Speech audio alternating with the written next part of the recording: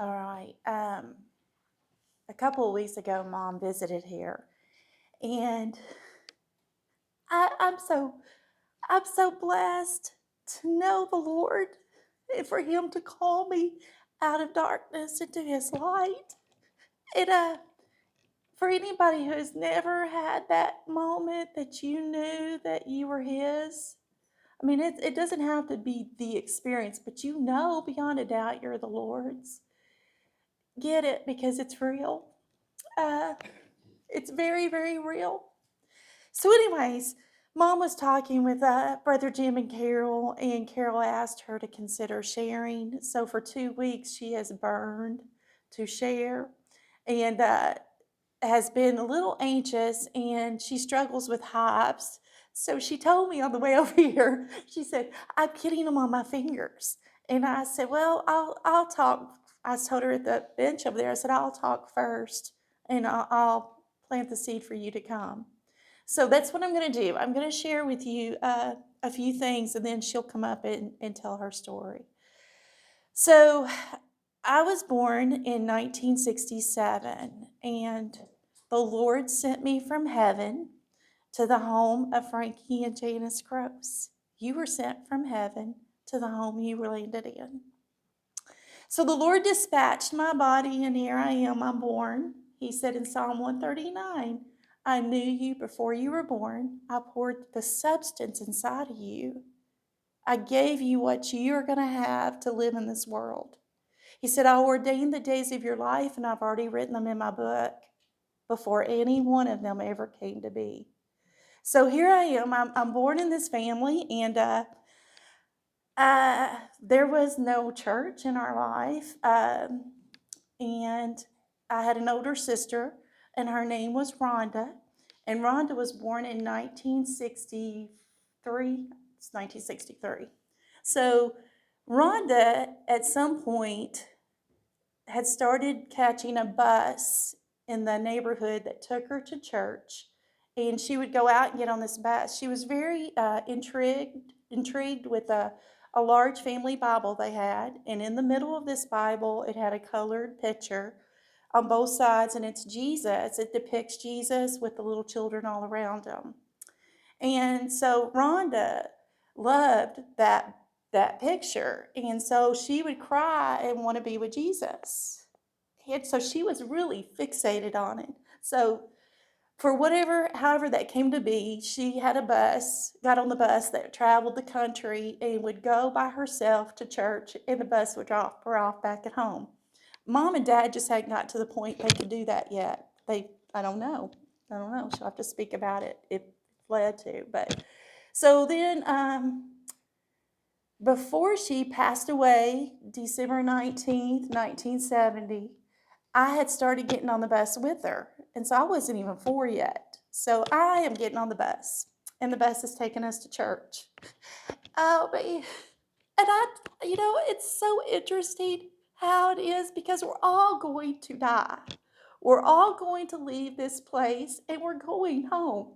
Those of us, well, let's just say we know our eternal destination is heaven.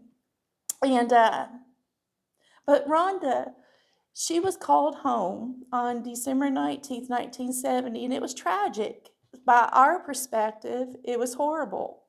And, we don't wish that on anybody, but it was a horrible event. But it's what the Lord allowed, and it's what called us all into a church building. And it became an AA for my father.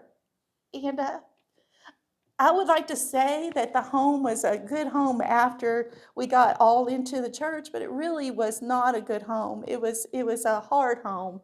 There's a lot of pain, a lot of pain whenever you are the one who Daddy was cleaning the gun, and it shot her, and it killed her, and so they had to deal with that.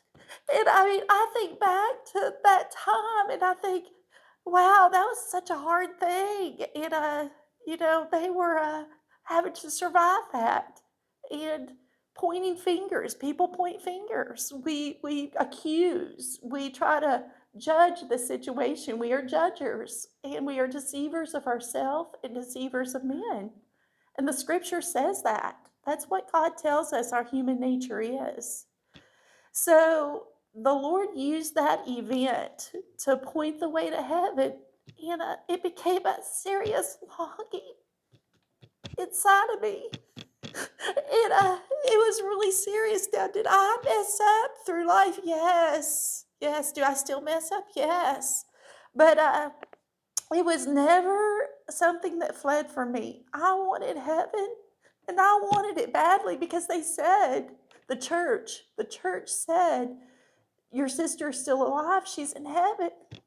And so I wanted to go there. Why was I still here? And I mean, you're talking 3.5 years old, almost 4. So I wanted to go be where she was.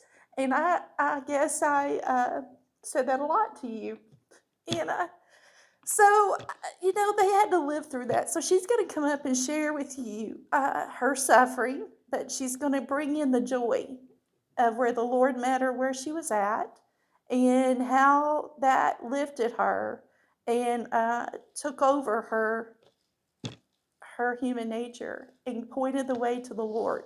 And it's helped her all these years later. She died in 1970, so this is 2023, so 53 years later. We still go once a year. We go up to Mount Zion, or not Mount Zion, Mount Pleasant Church Cemetery up at 185. And I've been with her, many times together, and then I've gone by myself. But she still cleans the tombstone. We still take flowers. We shop together and get the flowers once a year. But there's no crying. She never cries there. I don't cry there. I mean, we all just know that this is a season, and that one day we're going to be leaving too. And I mean, the crying stopped a long time ago. Something about sharing with you and bringing the Lord's word along the side of it evokes emotion. It's not something you just go out and chat about a lot, but rarely ever do we. But anyway, so I'm going to let her have this floor, but I just want you to know that God ordained our days. He created them before we ever came to be. And He created our children. He created our parents. And, God just wants us to die to ourselves, to crucify our flesh, and to long for Him and to glorify Him in our lives. So, Mom.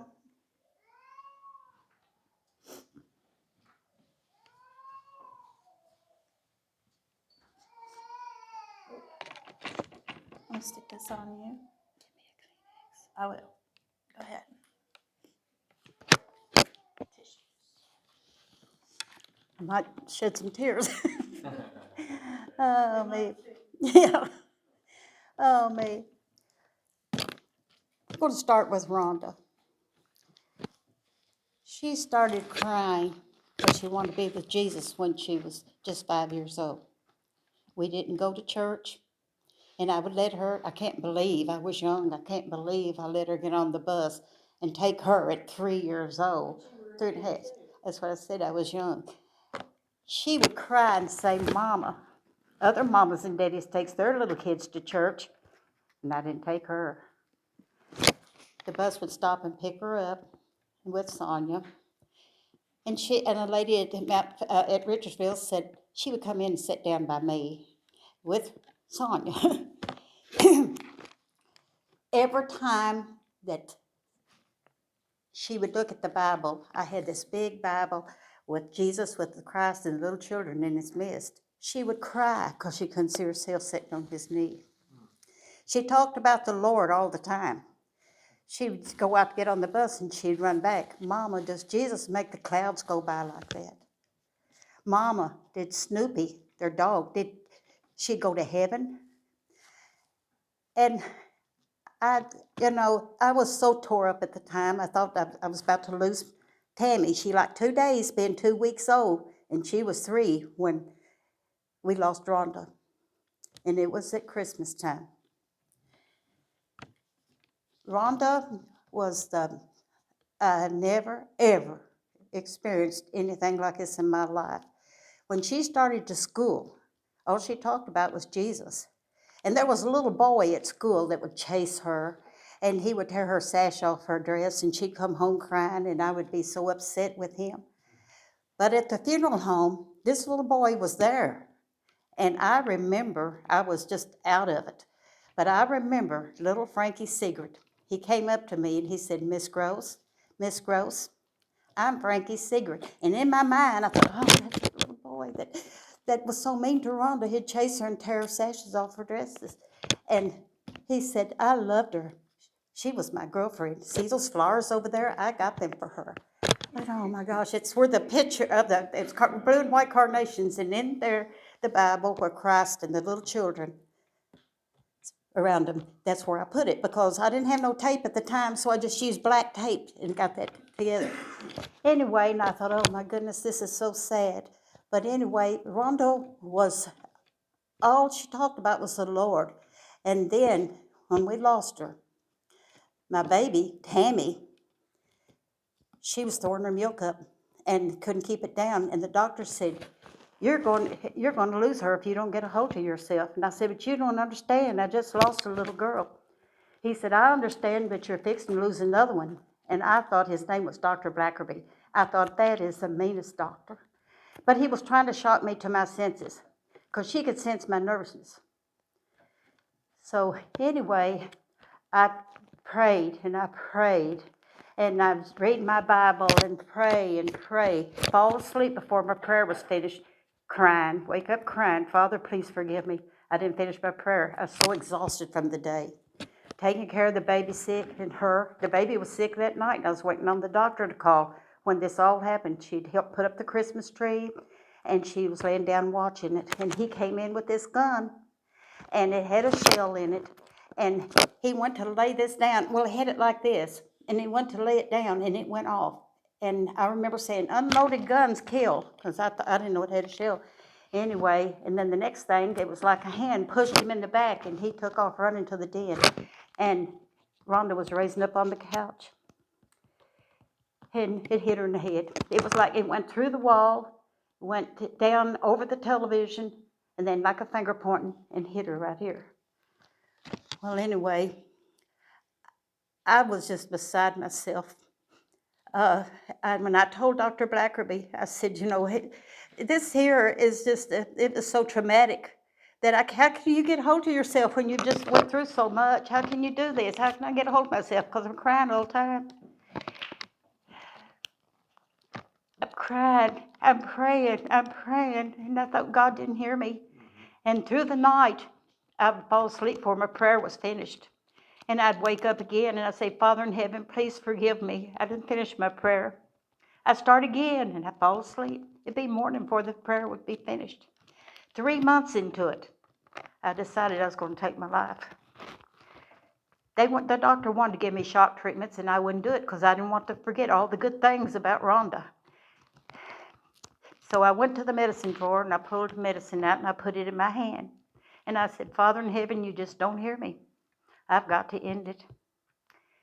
She came running in, this pretty little girl with this long, thick ponytail, hollering mama, and I heard the baby cry out. And this voice, just as clear, said, think of your kids. What will happen to them if you do this? I put the medicine back. I made up songs all day long, all the way through this, for 6 months. The garden was up. 3 months into this, the praying and crying, and every day the same thing. The baby's sick, running to the doctor. Then the garden was up. 6 months later, and I'm still making up songs all day long and reading my Bible and then praying and falling asleep before my prayers finished. Well, the garden was up about that much probably, and the grass was even much higher. The hoe was hanging on the fence. And I was talking to the Lord as I went out. And I said, I was going to have to hoe that garden, and I don't know how I was going to do it. I couldn't even do nothing. I was just helpless. And I said, Father, I remember it like it was yesterday. Father in heaven, I'm so heavily burdened, I can't even hear the birds sing. How am I going to hold that garden? I just turned it all over to you. The birds started chirping so loud in my ears, and I floated over the power lines. I had this most beautiful out-of-the-body experience, and I'm up here just afloat. Mama and nobody knew my telephone number for 6 months. If I wanted to call you, I'd call you, but I was so suicidal. They couldn't call me. I remember what the woman told me. She said that I asked her what you had to do to be saved, because I just didn't believe this. She said she was at the Union Underwear sewing, and her husband was on the riverbank when he got saved. I thought, how crazy. Well, she's the first one I called when this happened. Anyway, when the birds started chirping and I'm floating out of my body, I had my hand on the hoe and I throw it. I screamed, hallelujah, life's worth living. I ran in the house. First person I called was that woman. And she heard my voice and she said, Janice, you got saved. And I told her what had happened to me. And I called everybody I could think of and gave them my telephone number. Then I got to my mother-in-law. She said, you're crazy. You talk crazy. I said, I don't care what you say. It happened to me, and I will not deny it, and I will tell everybody because I don't want it taken away from me. So then Rhonda's teacher, she was in the 2nd grade, brought her paperback books and things that she had in her desk. She brought it to me, and I said, Rhonda loved to print. I love you, Janice. And so it was Elaine Edens. And I was telling her about that little boy and all of that, and that's where she told me that they love little girls when they chase little boys. When they chase little girls, that means that's a girlfriend, and all. And I told her about what happened at the funeral home. Anyway, oh my gosh, I'm so nervous. Anyway, I said I would love to see where she printed "I love you, Janice." And I flipped the pages and it said, I love you, Janice. Rhonda printed it. And anyway, and then from that day forth, I was able to start living. I went forward to church the Sunday after, and I was up on the front. Before, it was the last song, and the church house was full, and it was the last song that they were singing. And I wanted to go forward, but I thought, all those people, I can't get up in front of all those people. And all of a sudden, it's like a hand in my back. It pushed me. And I went forward. And on the front seat, Church of Christ don't believe in music. But on the front, melody with your heart. And on the front seat, I heard little kids singing all around me. And I thought, oh, I looked around, and all these little kids are most beautiful. Oh, my. And then something great happened all before that when we got to the graveyard, to take her to the graveyard. I'll never forget it. It was on December the 19th. No, 21st. And my grandson was born on the 21st, Landon. As we started up the hill, it was pouring down the rain. Oh, it was raining so hard, cloudy, such a bad day. And just before we got up top of the hill, the sun come out bright. People said a little rainbow appeared over the top of the hearse, but I'm too sad. I just know the sun come out bright.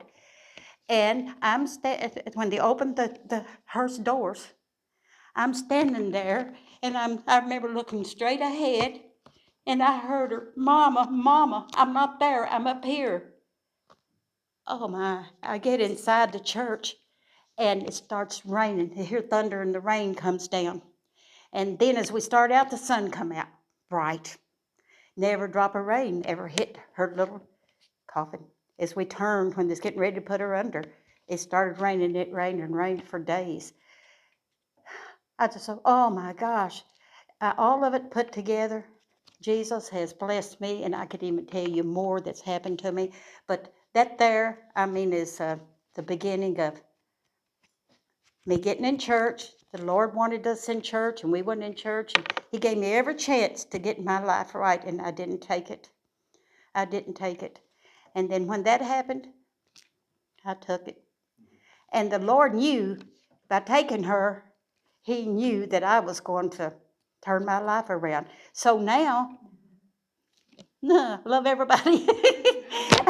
I'm on fire for the Lord, and I tell everybody it has just been such a blessing. And then I had another daughter, in 1972, Tanya. She came down with cancer, stage 4. They was going to take her leg off over here, but we got her to Nashville, and she lit up like a Christmas tree. They said it just went all over her after they had operated on her leg. They said it's very aggressive, and we're going to treat it aggressively. Well, I was on fire for the Lord down there, and my niece, Tina Grimes, said, "What's wrong with you, Janice? I'm wanting to raise my hand and praise the Lord. What's wrong with you, Janice? You cry over everything, especially my kids. I cry over everything." And anyway, I was on fire for the Lord. In the meantime, just before that, she had this. She was suffering so bad, had her head laying back on the couch, and this light, warm feeling come from the bottom of her feet, clear up and out the top of her head. And his voice said, "You're going to be all right." Oh, my.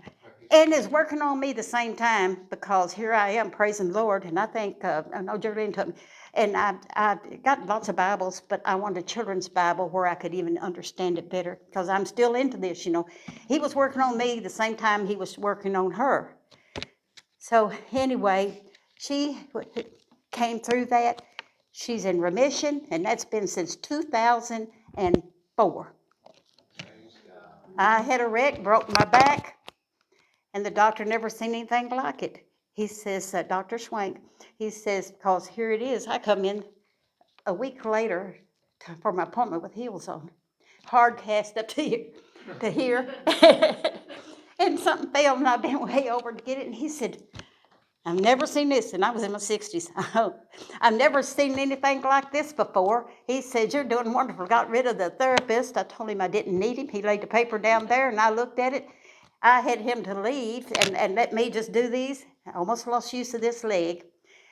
But I would look at that, and I would do 10 times, even though it hurt. I just kept stretching that leg and stretching it and stretching it. Anyway, and he didn't come back, and he told Tammy, he says, "Your mama's doing so good that she's going to hurt herself bad, because I've got to plate rods and pins all the way up and down my back." I done wonderful. Went out to eat the first week at the fish place. I done wonderful, and I've never had no pain since then. And that was in 2005. 4 with her and 5 with me. So God's good. He's good. You take it out. Stay there. So I just want to bring things into perspective here. You were, how old were you when you had Rhonda? Well, I had 5 kids. How old were you when you had Rhonda? Rhonda, my first one, I just turned 18. So she was 18. So when Rhonda passed, you were 25?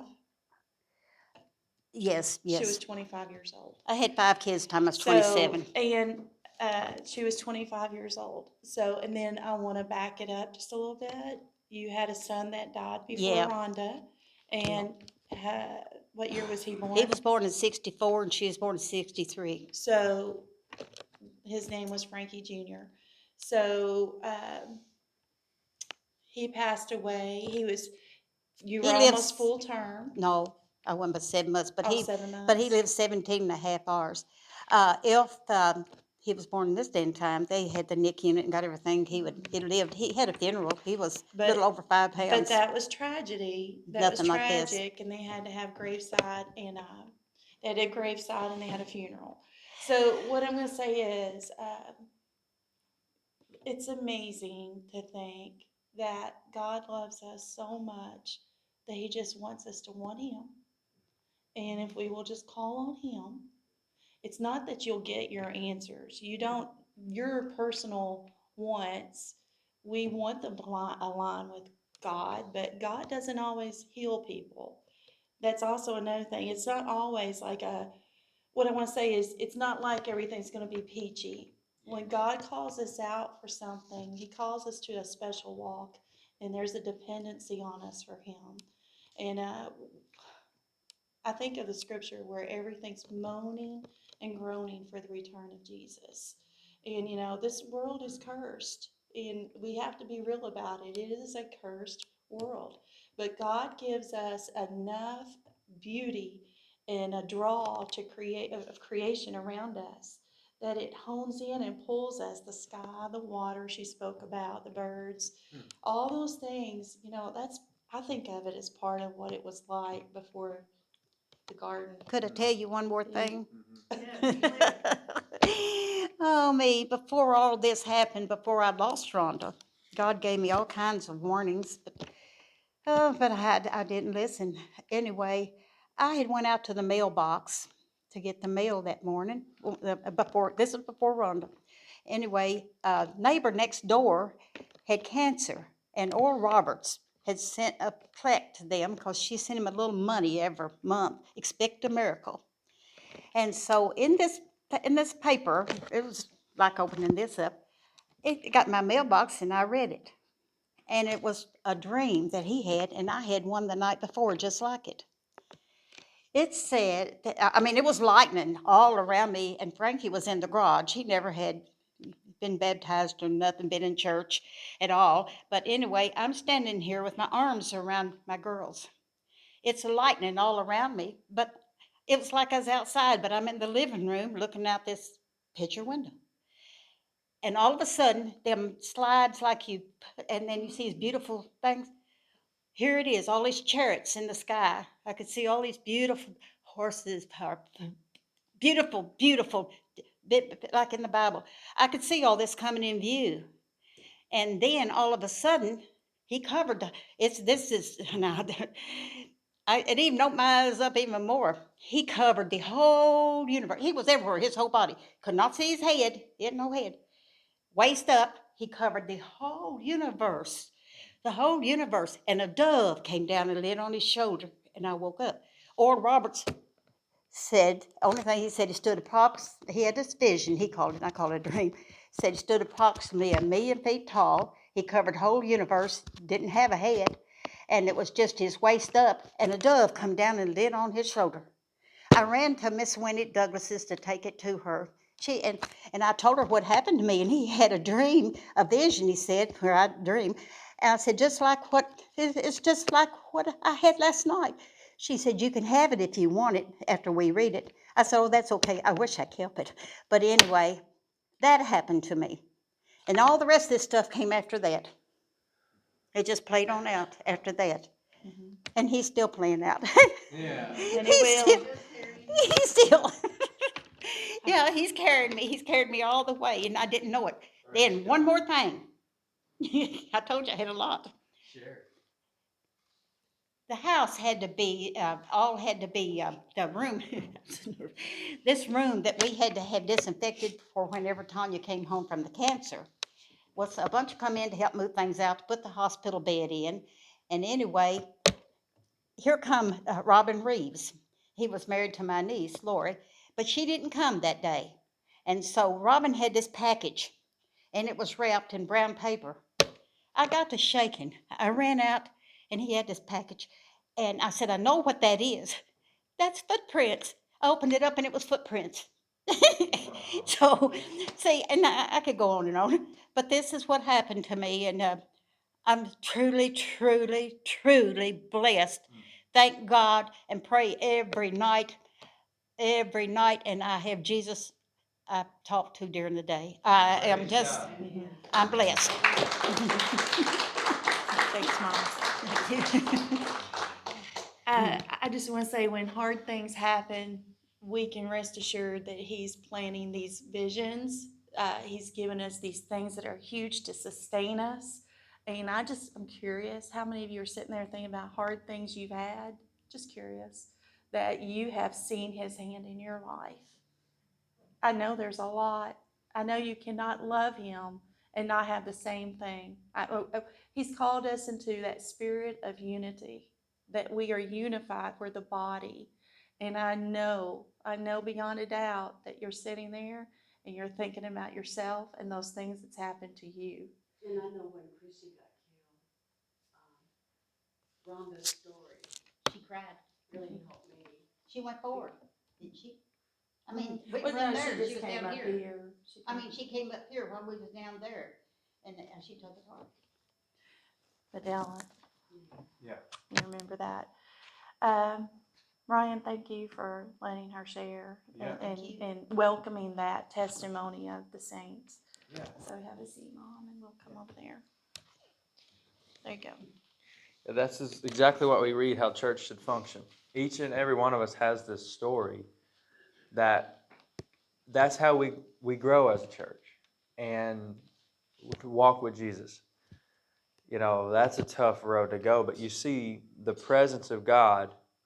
When God's presence is in your life, the sorrow of even that's such a traumatic event, his presence is so good, it can get you through that and get you through that with a smile, you know? But you were at the end of your rope, but you were still crying out, crying out, crying out, crying out. And to me, that's, you just don't give up on the Lord. Just cry out. If you ever get in that, I mean, who knows what tomorrow holds? But just be willing to cry out to God and don't let go. Just go to Him, you know. And even in the mundane stuff in your life, maybe you're content with having a